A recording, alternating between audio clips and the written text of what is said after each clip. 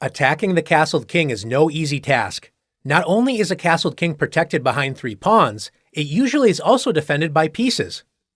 One way to attack a castled king is by sacrificing a piece. This is often a very risky strategy because if the attack fails, being down a piece usually results in disaster. Another way to attack the king is the pawn storm.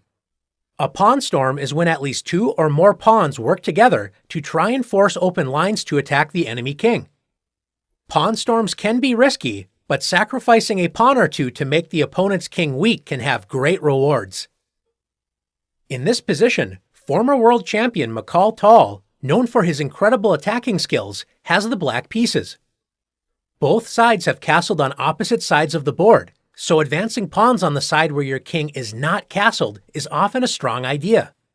Tal wants to open up lines to attack the enemy king. One idea for black is to play a3. Black is hoping to play a takes b2 on the next turn, ripping open the a file. Unfortunately for black, white can simply keep the position closed by playing b3. When black does not have a good way to open up the position against the enemy king. In the game, Tal played the powerful move b3. One thing to remember about a pawn storm is that not only do you want to remove your opponent's pawns from a file, you also want to remove your own pawns to open up lines for attack. b3 attacks both the c2 and a2 pawns, which means a file will be forced open no matter what white does. White allows the c file to be open with c takes b3. And after a takes b3, white now plays the losing move. When defending against a pawn storm, you want to keep as many lines closed around your king as possible. White should have played a3. Although white's defenses have been weakened and may allow for a future sacrifice on that square, instead of keeping the position as closed as possible, white opens up the a file with a takes b3.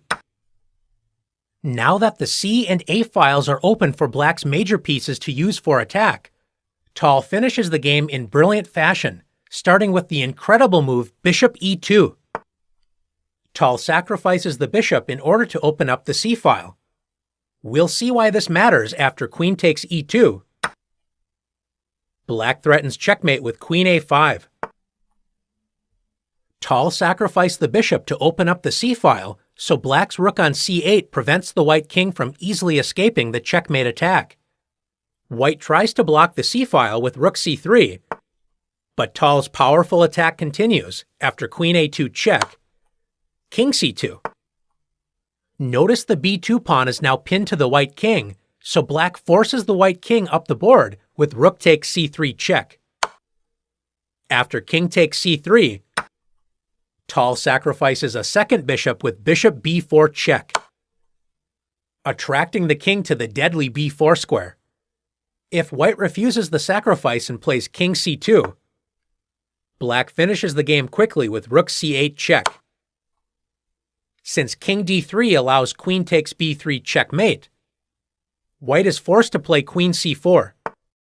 When black destroys white's defenses after rook takes c4 check, b takes c4, and queen takes c4 check, followed by capturing the light-squared bishop with check. In the game, white accepted the sacrifice with king takes b4. When Tal ended the game after queen a5 check, white's king is forced to play king c4, setting up the skewer queen a6 check. As white will lose a queen with a winning attack for black, white resigned. Let's take a look at another example of the pawn storm. In this position, both sides have castled on opposite sides of the board, so it is a race between white's pawn storm on the king side versus black's pawn storm on the queen side. Notice that all of white's pawns are already on the 5th rank, so white crashes through first with the powerful move f6. Black does not want to open up the g file after g takes f6 and g takes f6, so black tries to keep the position as closed as possible with bishop f8. White could open up the f file with f takes g7, but white wants to do more damage with the pawn storm and plays g6. The pawn storm crashes through, ready to rip open lines in front of the black king.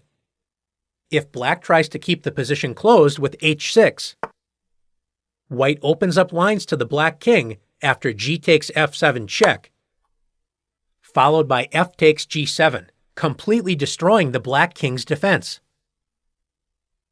After g6, if black plays h takes g6, white plays h takes g6. The h-file is opened, and white is already threatening rook h8 check, followed by a quick checkmate after queen h2. There is no defense for black.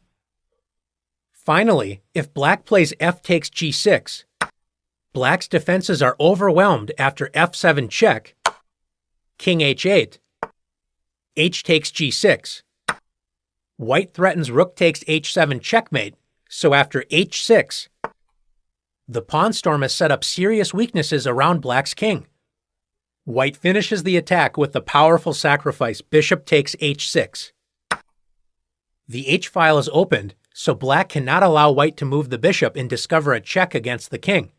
So after g takes h6, black is checkmated after queen f6 check, bishop g7. Now that the bishop is pinned to the king, white ends the game with rook takes h6. Checkmate. Let's take a look at one more position together. So far, we have looked at pawn storms when the kings have castled on opposite sides of the board. Successful pawn storms can happen when the kings are castled on the same side of the board, but there is more risk involved because this type of pawn storm creates weaknesses in front of your king.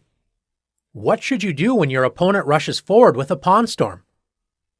We know that we should keep the position as closed as possible in front of our king, but we should also try to attack the center and open up lines for our pieces. In this position, black should play the powerful move d5, attacking the center and trying to open up lines for black's pieces to counterattack. If white captures the pawn with e takes d5, black recaptures with knight takes d5. And after knight takes d5, e takes d5. By trading knights, black now has pressure down the c-file, attacking the pawn on c2. If white defends the pawn and improves the knight's position with knight d4, black can now play bishop d6. Black attacks the f4 pawn and opens up the rook's pressure down the e-file. Black's pieces are coming to life, and white's advanced pawns on the king side are more a weakness to defend than a strength. Instead of capturing the d5 pawn, if white pushes forward with e5, black's knight leaps into the center with knight e4. White will have problems advancing the kingside pawns because if the f-pawn moves, the e5 pawn is without protection. Black now threatens a fork on g3, a weak square caused by white's poorly prepared pawn storm. And black also threatens to win a pawn after knight takes c3. White's position has several issues and will have a difficult game. Now it's your turn to practice attacking the enemy king with pawn storms.